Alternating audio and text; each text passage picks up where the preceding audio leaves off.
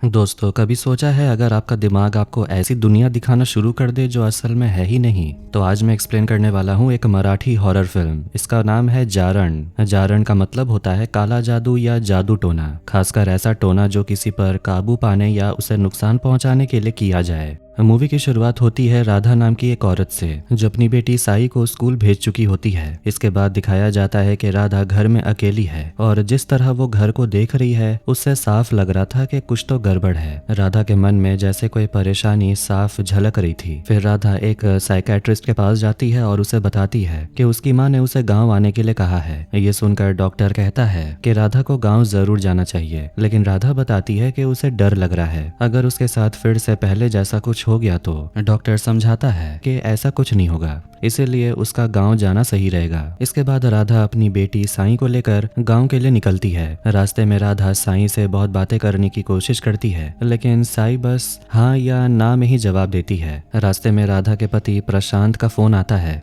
जो इस समय अमेरिका में नौकरी के सिलसिले में है और पिछले 1 साल से घर नहीं आया। राधा उसे कहती है कि वो जल्दी लौट आए क्योंकि वो उसे बहुत मिस कर रही है। राधा चाहती है कि साई भी अपने पापा से बात करे, लेकिन साई चुप रहती है। आखिरकार राधा अपने गांव के पुराने घर पहुंचती है। जिस तरह वो घर को देख रही थी उससे लग रहा था जैसे इस घर से उसकी कोई बुरी याद जुड़ी है। घर के अंदर उसके माँ बाप उसे देखकर खुश होते हैं। यही हमें पता चलता है कि राधा के पापा ये घर एक बिल्डर को देने वाले हैं ताकि वो इसे होटल में बदल सके। लेकिन राधा ये सुनकर खुश नहीं होती और पापा से ऐसा ना करने की गुजारिश करती है। पापा बताते हैं ये घर बहुत बड़ा है और यहाँ बस हम दोनों ही तो रहते हैं। पहले यहाँ कई किराएदार थे, लेकिन सब धीरे धीरे चले गए। इतने बड़े घर को संभालना अब मुश्किल हो गया है, इसीलिए उन्होंने तय किया कि वो घर को बेचकर राधा के पास आकर रहेंगे। ये सुनकर राधा पहले तो मना करती है, लेकिन फिर कहती है कि अगर वो आएंगे तो उसे अच्छा लगेगा क्योंकि बचपन से उसका सपना था कि वो सब साथ रहें। रात को राधा, प्रशांत, उसके मम्मी पापा और साई सब साथ में गेम खेल रहे होते हैं। तभी राधा नोटिस करती है कि वहाँ साई नहीं होती। वो उसे ढूंढते ढूंढते ऊपर वाली मंजिल पर जाती है जहाँ एक दरवाजा बंद था। दरवाजा खोलते ही उसे पुराना पुतला दिखता है जिसे वो अजीब नजरों से देखने लगती है। राधा की माँ नोटिस करती है कि राधा कहीं गायब है, तो वो भी ऊपर आती है और देखती है कि राधा उस बंद कमरे में है और पुतले को अजीब तरीके से घूर रही है। माँ उसे आवाज देती है, लेकिन राधा का बर्ताव अचानक बदल जाता है, जैसे किसी आत्मा ने उसे कब्जे में ले लिया हो। वो वैसी बातें करने लगती है जैसी इस घर के पुराने किराएदार बोला करते थे।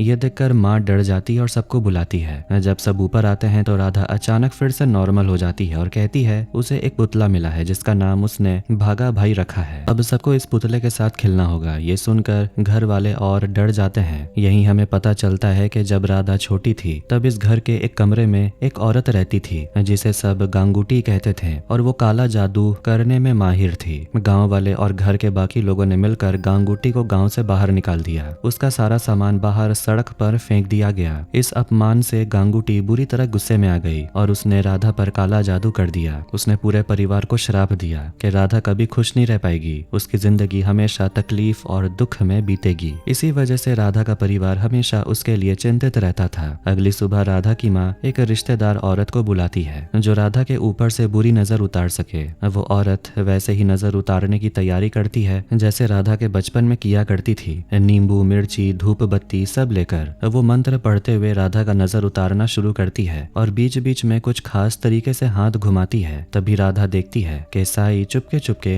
दरवाजे के पीछे से ये सब देख रही है। राधा उसे बुलाती है और बिना कुछ कहे उसका भी नजर उतार देती है। ये देखकर वो औरत और राधा की माँ दोनों हैरान रह जाती हैं क्योंकि राधा ने वही हरकत और मंत्र सही तरीके से किया जो सिर्फ वो औरत ही जानती थी। इसके बाद राधा अपनी बहनों के साथ बचपन वाली साड़ी पहनने लगती है। वो लाल बॉर्डर वाली हल्की पीली साड़ी जो उसने कई साल पहले एक त्योहार में पहनी थी। वो हंसते हुए आईने के सामने पोज देती है और उसकी बहनें उसे छेड़ती हैं। इसी बीच दूसरी तरफ राधा की माँ एक गुरुजी को बुलाती है। जब वो आते हैं तो माँ उन्हें घर की अजीब घटनाओं के बारे में बताती है, कैसे राधा का बर्ताव बदल गया है। वो अचानक अजीब बातें करने लगती है और पुराने किराएदारों जैसी बातें करती है। गुरुजी ध्यान से सुनते हैं, फिर ऊपर वाले कमरे में जाते हैं। वहाँ वो घंटी बजाते हैं, मंत्र पढ़ते हैं और कपूर जलाकर शुद्धिकरण करते हैं। शुद्धिकरण के बाद गुरुजी राधा से मिलते हैं और सीधे सीधे बातें करते हैं। कुछ ही मिनट की बातचीत में वो समझ जाते हैं कि राधा के अंदर सच में कोई परेशानी है, कुछ ऐसा जो नॉर्मल नहीं है। गुरुजी राधा की माँ को एक पवित्र धागा देते हैं जिसमें लाल और पीले रंग की लपेट होती है और कहते हैं ये धागा राधा के हाथ में हमेशा बंधा रहना चाहिए, इसे कभी मत उतारना। राधा की माँ तुरंत वो धागा राधा की कलाई में बांध देती है और सख्ती से कहती है इसे कभी मत खोलना, चाहे कुछ भी हो। इसके बाद राधा अपनी माँ से स्टोर रूम की चाबी मांगती है क्योंकि उसके बचपन के खिलौने वहीं रखे थे और वो उन्हें देखना चाहती थी। माँ पहले मना करती है लेकिन राधा कई बार जिद करती है तो माँ उसे चाबी दे देती है। राधा अपनी कजिन को लेकर स्टोर रूम में जाती है। वहाँ धूल भरे खिलौने, पुराने बक्से, लकड़ी की अलमारियां और कुछ बंद रखे ट्रंक रखे थे। वो एक एक चीज देखने लगती, तभी उन्हें एक लकड़ी का पुराना बोर्ड और कुछ छोटे छोटे प्लैंचेट जैसे टुकड़े मिले। ये वही खेल का सामान था जिसे आत्मा बुलाने का खेल खेला जाता था। राधा हंसते हुए कहती है याद है बचपन में हम ये गेम कितना खेलते थे। उसकी कजन और एक और बहन भी हंसती है। तीनों तय करते हैं चलो आज फिर से खेलते हैं। वो फर्श पर बैठकर गेम शुरू करते हैं और आत्मा को बुलाने की कोशिश करते हैं। पहले तो कुछ नहीं होता लेकिन थोड़ी देर के बाद राधा का चेहरा बदलने लगता है। उसकी आंखें अजीब तरह से चमकने लगती हैं और आवाज भारी हो जाती है। उसकी दोनों बहनें घबरा कर एक दूसरे को देखती हैं। उन्हें समझ नहीं आता कि राधा को क्या हो गया है। अचानक राधा जोर से एक लकड़ी का टुकड़ा फेंक देती है और बोर्ड पर एक नाम साफ नजर आने लगता है। लेकिन ठीक उसी वक्त नीचे से राधा की माँ आवाज देती है राधा नीचे आओ। दोनों बहनें घबरा कर राधा को पकड़ती हैं और नीचे ले जाती हैं। इस वजह से कोई ये देख नहीं पाता कि असल में किस आत्मा का नाम आया था। अगले दिन सुबह राधा गांव से वापस जाने की तैयारी कर रही थी। तभी उसकी माँ पूछती है तुम ड्राइवर के बिना क्यों जा रही हो? अगर जल्दी जल्दी गाड़ी चलाते हुए कुछ हो गया तो? ये सुनकर राधा गुस्से में आ जाती और कहती है माँ ऐसी मनहूस बातें मत करो। वो तुरंत प्रशांत को फोन मिलाती है और उससे बात करने लगती है। तभी राधा के पापा कमरे में आते और कहते हैं मुझे भी प्रशांत से बात करनी है। ये सुनकर राधा थोड़ी हड़बड़ा जाती है और कहती है वो अभी काम में बिजी है, अभी बात नहीं कर पाइएगा। लेकिन पापा जिद करते हैं तो राधा को फोन देना पड़ता है। पापा जैसे ही फोन लेते हैं देखते हैं कि राधा का मोबाइल तो टूटा हुआ है और ऑन भी नहीं हो रहा। ये देखकर सब हैरान रह जाते हैं। उसी पल राधा अचानक रोने लग जाती है और जोर जोर से सिसकने लगती है। इसके बाद हमें पता चलता है कि कुछ दिन पहले राधा, साई और प्रशांत कहीं साथ में जा रहे थे। तभी उनका एक्सीडेंट हो गया। उसी हादसे में प्रशांत की मौत हो गई लेकिन राधा इस सच्चाई को मान ही नहीं पाई। उसे हमेशा लगता था कि प्रशांत बस बाहर कहीं नौकरी के लिए गया है और जल्दी लौट आएगा। अतीत याद आते ही राधा फूट फूट कर रो पड़ी और फिर अपने घर लौट आई। इस बार उसने हकीकत मान ली कि प्रशांत अब उसकी जिंदगी में नहीं है। उसने प्रशांत की फोटो पर माला चढ़ा दी और फिर से अपने काम और साई के साथ बिजी हो गई।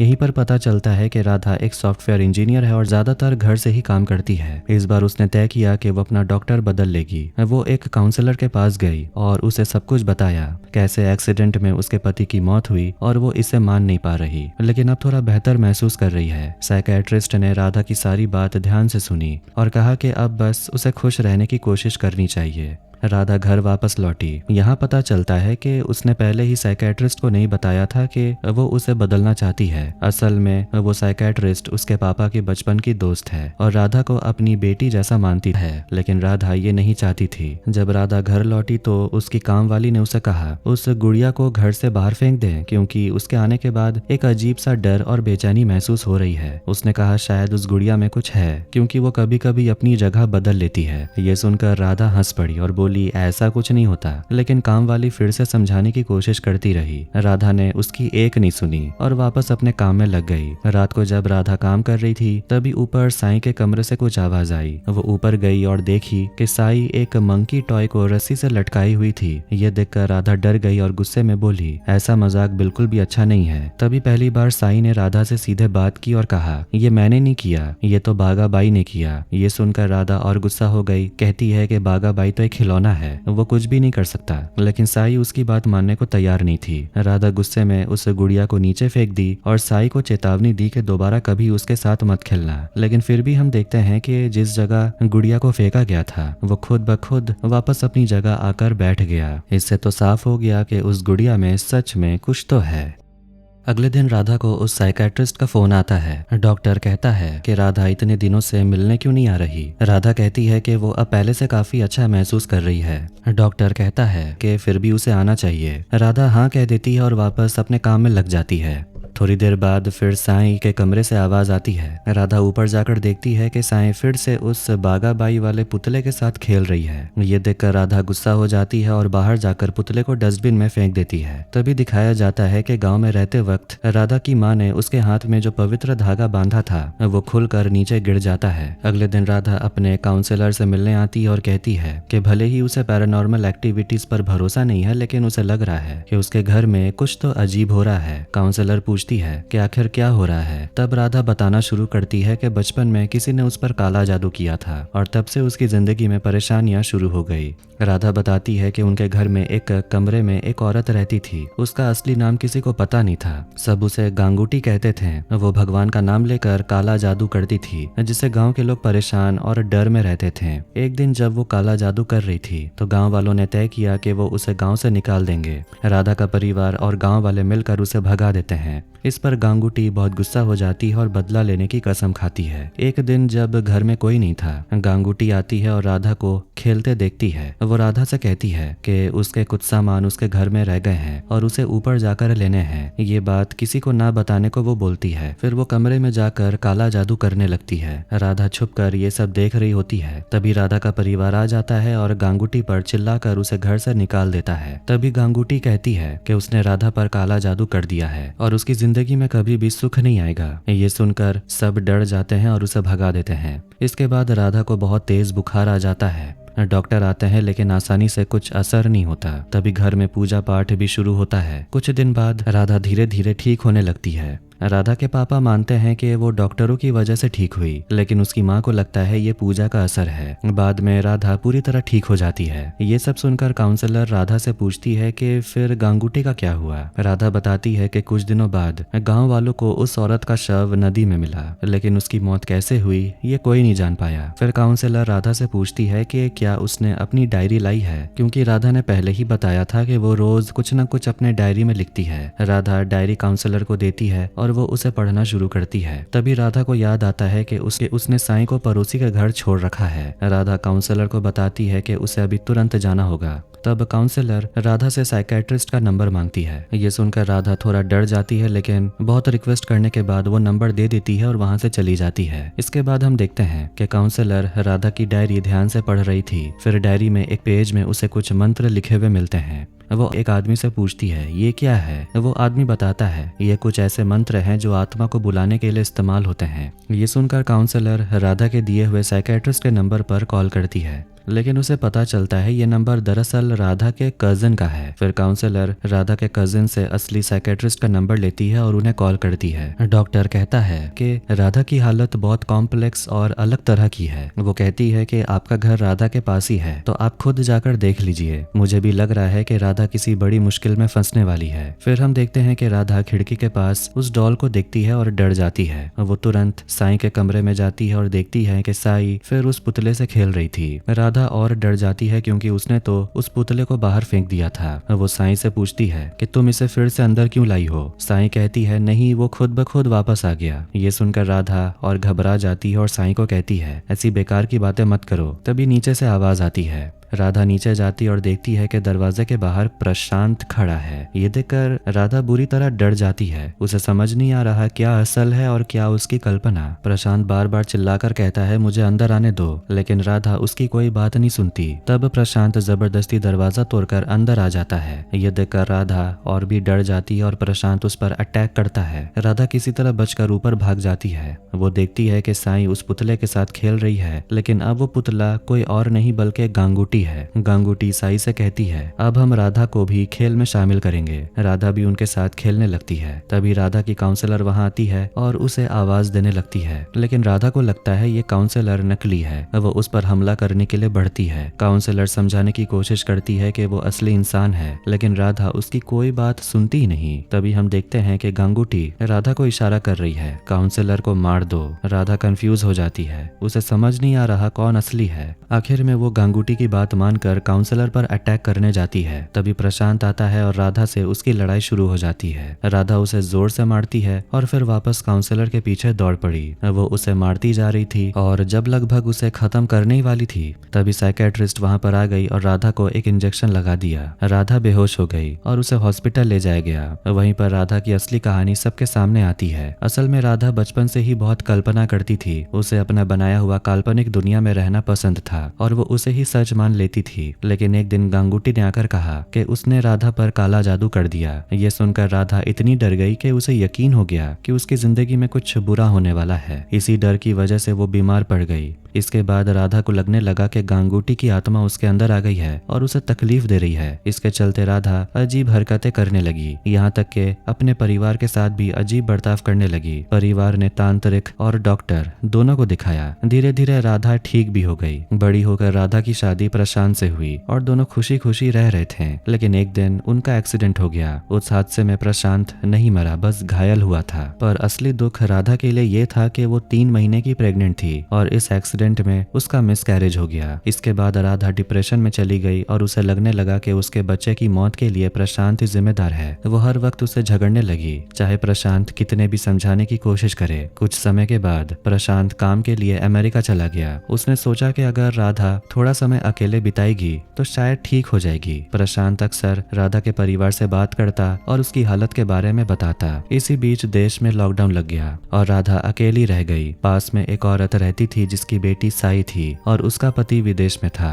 राधा अक्सर साई को देखती और सोचती कि अगर उसकी बेटी भी होती तो वो ऐसे ही उसके साथ समय बिताती। वो ये बातें प्रशांत को भी बताने लगी। प्रशांत ये सुनकर हैरान हो गया क्योंकि अब राधा सच में सोचने लगी थी कि साई उसकी बेटी है। वो चोरी छुपे साई की फोटो खींचकर अपनी फोटो के साथ एडिट करके रखती थी। ये सुनकर तो प्रशांत परेशान हो गया और राधा के परिवार को बताया। परिवार ने राधा को समझाने की बहुत कोशिश की लेकिन वो अपनी कल्पना में इतनी खो चुकी थी कि किसी की वो सुनती ही नहीं थी। वो पक्के तौर पर मान चुकी थी कि साई उसकी बेटी है और उसी दुनिया में वो जीने लगी थी। लॉकडाउन खत्म होने के बाद राधा अपने गांव गई। वहां उसके पापा ने देखा कि वो प्रशांत से बातें कर रही थी। उन्होंने भी प्रशांत से बात करने के लिए फोन मांगा, लेकिन जैसे ही उन्होंने फोन लिया देखा कि फोन तो बंद था। जब भी राधा प्रशांत से बात करती तो प्रशांत उसे समझाने की कोशिश करता कि साई उनकी बेटी नहीं है। यही वजह थी कि राधा ने एक समय के बाद असली प्रशांत से बात करना बंद कर दिया और काल्पनिक प्रशांत से बात करने लगी। इस काल्पनिक प्रशांत के साथ वो साई के बारे में सब कुछ शेयर करती थी।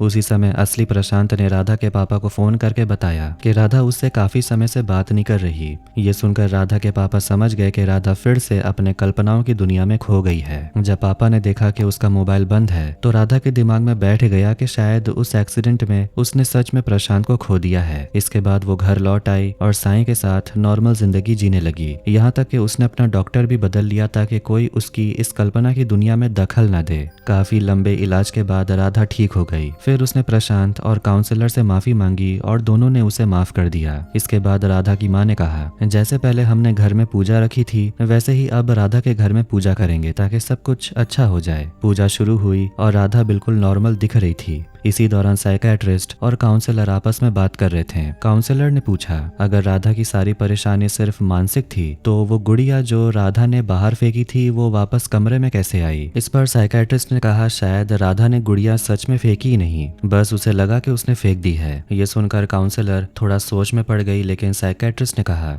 ये सब भूत प्रेत और ब्लैक मैजिक जैसी चीजें असल में कुछ होती नहीं है, ये सब अंधविश्वास है, इन पर भरोसा नहीं करना चाहिए। इसके बाद कुछ लोग राधा के पुराने घर में आए उसके पुराने सामान निकालने के लिए। वो ऊपर वाले कमरे में गए जहां राधा और उसके कजिन्स ने कभी आत्मा बुलाने की कोशिश की थी। उन्होंने वहां नोट किया कि उस दिन जो नाम आया था वो गांगुटी था, लेकिन उस समय उन्होंने इसे देखा नहीं था। और यहीं पर यह फिल्म खत्म हो जाती है। मतलब एंडिंग ऐसी रखी गई है कि दर्शकों के मन में सवाल उठे कि राधा के साथ जो हुआ क्या वो सब सिर्फ मानसिक था या वाकई में गांगुटी की आत्मा थी। दोस्तों ये पूरी कहानी आप पर निर्भर करता है। अगर आप भूत प्रेत और ब्लैक मैजिक में विश्वास करते हैं तो आपको लगेगा कि ये गांगुटी सच में थी, और अगर नहीं करते तो ये सब महज कल्पना थी। यही थी जारन फिल्म की पूरी कहानी। तो अगर आपको ये वीडियो पसंद आया तो वीडियो को लाइक कर दें, चैनल को भी सब्सक्राइब कर दें। मिलते हैं नेक्स्ट वीडियो में। Take care.